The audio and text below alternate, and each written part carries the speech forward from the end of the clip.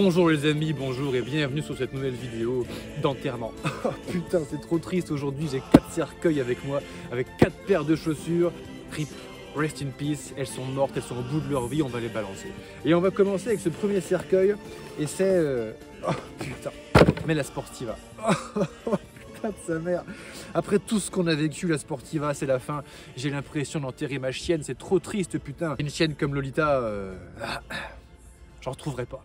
Une chaîne comme Lolita, bon, j'en trouverai pas deux, quoi.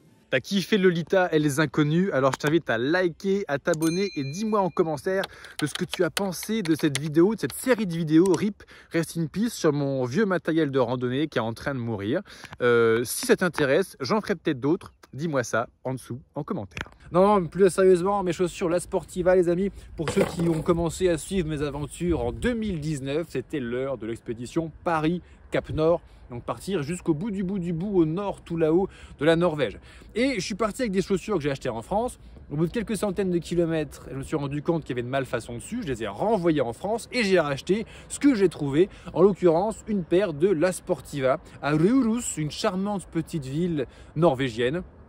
Et donc voilà, j'ai acheté ces chaussures. La Sportiva, je vais pas vous faire l'affront de vous présenter cette marque, elle est quand même vachement connue. Et ces chaussures, elles ont marché 2700 km. 2700 km, donc s'il vous plaît, mention légale. C'est pas parce qu'on voit une paire de chaussures abîmées à l'écran que c'est de la merde, c'est pas du tout l'objectif de cette vidéo, mais une chaussure, même une chaussure montante en Gore-Tex qui a marché 2700 bornes, c'est énorme, c'est juste énorme, donc respectez un petit peu l'ancienneté de ma godasse. Globalement, l'usure, elle s'est fait tout, elle s'est fait dans un premier temps là, la semelle évidemment. D'ailleurs, on peut voir que j'ai les pieds plutôt en supination, j'ai complètement limé l'avant du pied puisqu'il n'y a plus de crampons à ce niveau-là, et l'arrière, oh oui, beaucoup l'arrière, je talonnais beaucoup à l'époque, c'était avant que je passe à la chaussure minimaliste qui a rééquilibré ma démarche. On talonne tellement que là, les amis, on est sur la chaussure, la semelle interne. Donc autrement dit, l'eau pouvait rentrer dans la mousse, c'est terminé, elles ne sont plus étanches du tout. Globalement, elles ont bien résisté, sauf à un endroit, parce que j'ai un gros problème. Moi, je suis bien large et je les défonce toutes toujours au même endroit, à l'avant, ici. J'ai une énorme largeur d'orteil et à ce niveau-là, c'est toujours là que ça pêche. Comme tu peux voir, j'ai déchiré la membrane Gore-Tex, surtout côté intérieur, au bout de 3 jours. Donc, ça s'est vite fait ici. Et là, également, la membrane commence à se décoller. Ça, c'est venu un petit peu plus tardivement. Et pourtant, cette paire de chaussures, c'est du 45, mais pour ceux qui connaissent la Sportiva, ça taille petit, je l'ai très épaisse, donc forcément, ça devait très vite se terminer ici. Globalement, j'ai apprécié ces chaussures. Elles ont une qualité incroyable, c'est leur légèreté. Pour une chaussure montante en Gore-Tex, putain, les La Sportiva, c'est souple, c'est léger, c'est très agréable. Mais c'est comme les Salomon, c'est fait pour les petits pieds de princesse. Moi, avec mes gros pieds à large, je les démonte toujours au même endroit. Et vraiment, au bout de 3 jours, je les avais démontés. Je me suis retrouvé à traverser la Suède et la Norvège. Donc, il me restait 2000 bornes de tourbière avant d'arriver à Cap Nord, tout là-haut. J'ai marché 2000 bornes avec des chaussures en Gore-Tex trouées, autrement dit des chaussures qui ne servent à rien. Mais bon, on fait avec ce qu'on a. J'allais pas racheter une deuxième paire de chaussures.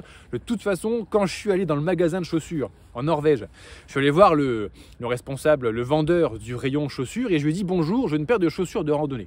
Et il m'a dit mais c'est quoi vos chaussures de randonnée? Je suis parti avec des Lowa, des Renegade Lowa GTX. Il m'a dit c'est ça? Mais ça c'est pas des chaussures de randonnée monsieur. Je lui dis quoi? Des Lowa GTX cuir Gore-Tex même. Il me dit non, ça c'est des chaussures pour aller faire un tour dans le jardin. Évidemment, on est en Norvège, c'est pas les mêmes standards quoi. Il m'a dit ça c'est une chaussure de randonnée. Et il m'a ramené une chaussure Viking qui est une botte, une Rangers full cuir qui arrive à moitié du mollet, qui pèse 2 kg. Il m'a dit ça c'est une chaussure de randonnée norvégienne. Super les amis, c'est sympa. Moi, je préfère quand même des petites chaussures légères comme ça. Et je lui ai racheté ça. Au bout de 3 jours, je lui ai explosé le devant. Et j'ai fini ma traversée de la Norvège avec les pieds trempés. Malgré cette mésaventure, j'ai été très positivement étonné de la légèreté, de la souplesse de cette petite La Sportiva.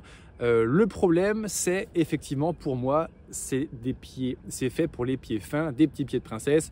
Les lacets n'ont pas tenu 2700 bornes. J'en ai aussi racheté une paire. Ce ne sont pas les lacets d'origine.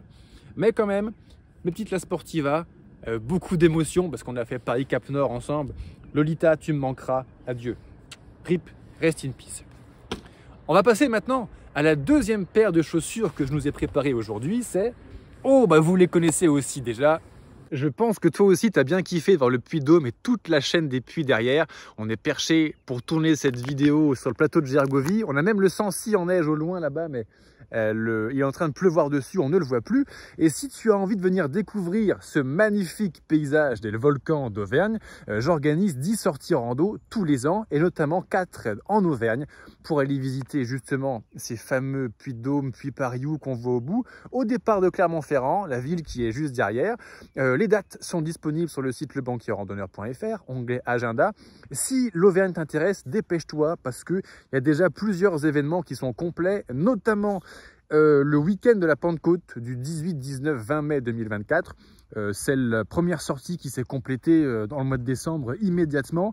Donc je pense que ça intéresse beaucoup de monde de venir faire une petite randonnée en groupe convivial, 6-8 personnes, pour venir se ressourcer ici en Auvergne, se dépasser dans la nature parce qu'on va bouffer du kilomètre, du dénivelé, et on va passer un bon moment dans la nature, au bivouac, en groupe. Ça se passe sur le site Le Banquier Randonneur. Tu as le lien juste en dessous. À tout de suite. Mes petites Merrell Capra GTX. Alors, excusez-moi, elles sont dégueulasses, mais pour ceux qui me suivent sur les réseaux sociaux, je viens de planter 10 arbres dans une terre très argileuse avec, donc effectivement, elles sont dégueulasses. Point d'usure de cette deuxième paire, c'est exactement le même problème. Merrell, c'est comme la Sportiva, c'est des petits pieds de princesse. Donc, avec ma grosse épaisseur, je l'ai défoncé par l'avant, comme d'habitude. Et là, si tu peux voir, voilà, c'est arrivé, alors au bout de quand même quelques centaines de kilomètres, mais assez tôt, j'ai défoncé et décollé avec ma largeur la membrane de la chaussure sur le tiers avant du pied, quoi, complètement. Le reste, ça a plutôt bien tenu. On peut, en analysant ça, voir que je l'ai poncé sur le devant. J'ai pas trop talonné avec celle-ci. Et je pense savoir pourquoi. C'est que cette chaussure de Merrell, je l'ai achetée quand j'habitais ici, à Clermont-Ferrand. En gros, 3 fois par semaine, je partais de la ville pour monter sur le plateau. Plusieurs fois par mois, je faisais l'ascension du Puy-de-Dôme. Donc, j'ai beaucoup fait de caillasse, notamment dans les chemins muletiers. Et la caillasse, quand on monte ou quand on descend, on la fait beaucoup sur la pointe du pied. D'ailleurs, cette chaussure, la petite Merrell Capra GTX, je trouve que la Capra est parfaite pour Crapa UT. Pour faire du pierrier sec, c'est la meilleure paire de chaussures que j'ai eue parce qu'elle est tellement fine, tellement précise sur le devant qu'on l'utilise sur la pointe un petit peu comme un chausson d'escalade. En revanche, avec ma grosse épaisseur, évidemment, je l'ai défouraillée assez vite. Et cette chaussure, il ne faut quand même pas déconner, elle a marché entre... je ne me souviens plus, je me suis arrêté de compter vers 1500 bornes. J'en ai marché quelques centaines depuis, donc elle doit avoir aux alentours de 1800 ou 1900 km au compteur. Elle est complètement explosée, certes, mais elle m'a bien servi. Et j'ai surtout bien kiffé de faire du pierrier sec avec elle. Parce que dès que c'est mouillé, ce grip m'accroche pas beaucoup. Bref, encore une chienne qui va me manquer. Mes petites Merrell, rip, rest in peace, adieu.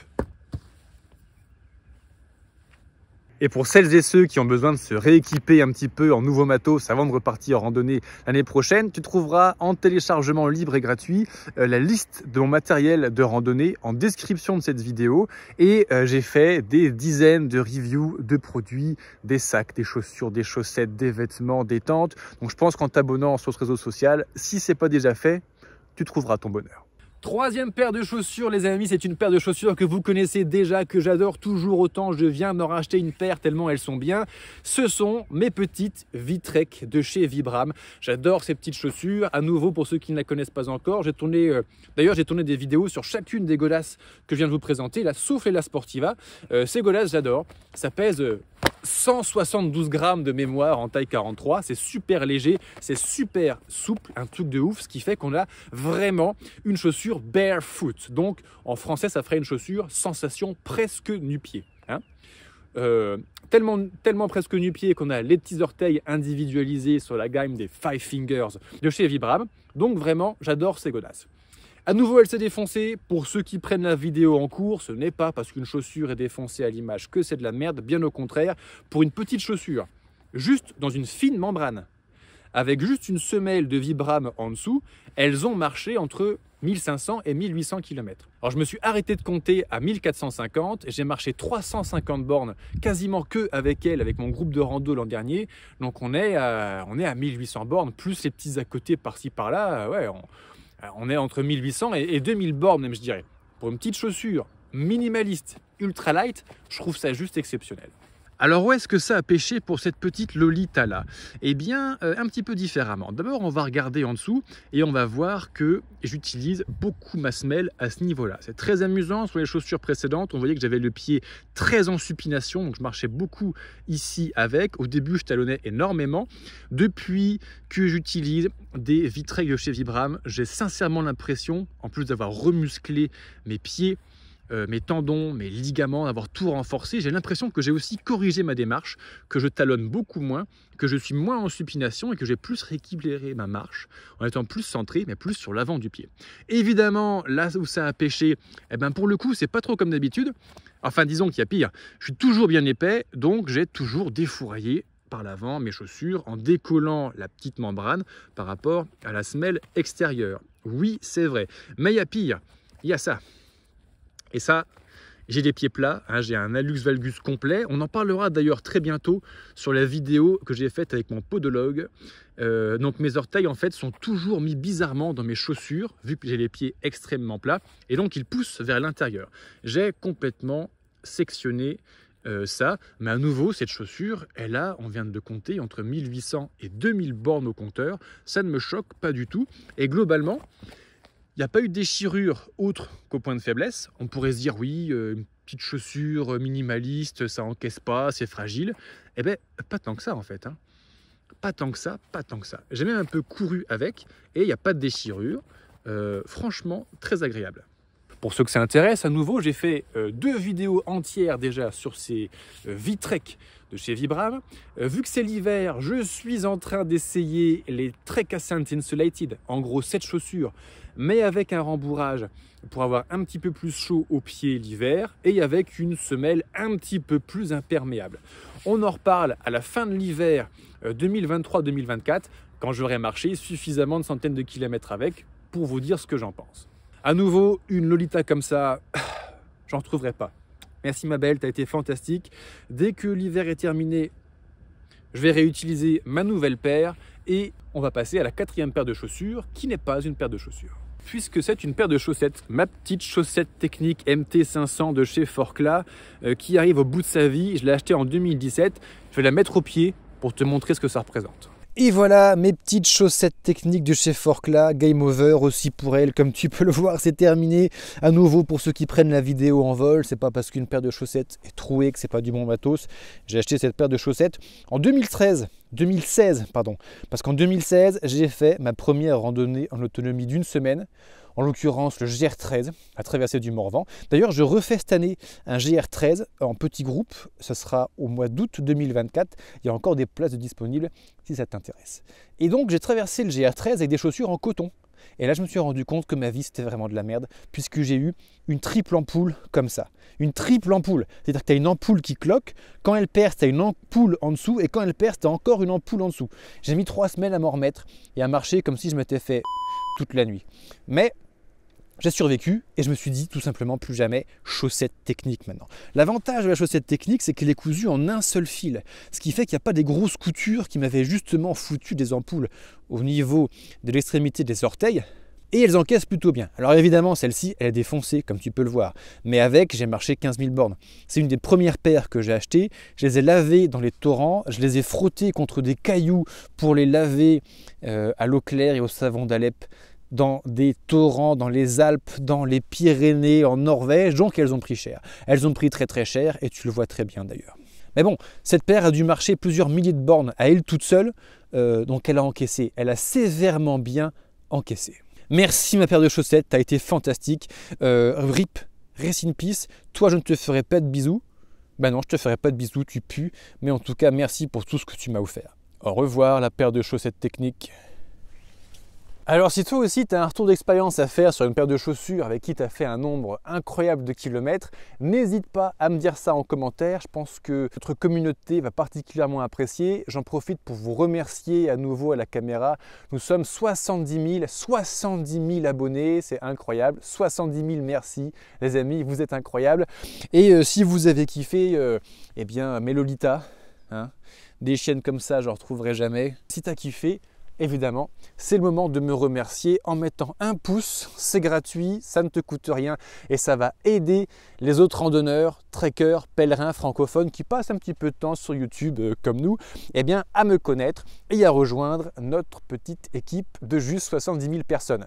Merci, je te dis à très bientôt. Il y a une autre vidéo qui vient de sortir ou qui va bientôt sortir qui s'appelle RIP, mon matos de randonnée, parce que j'ai quelques pièces d'équipement très vieux qui vont aussi bientôt prendre leur retraite et j'en parle un petit peu dans cette deuxième vidéo. À très bientôt, n'oublie pas que la vie est une grande randonnée. Ciao.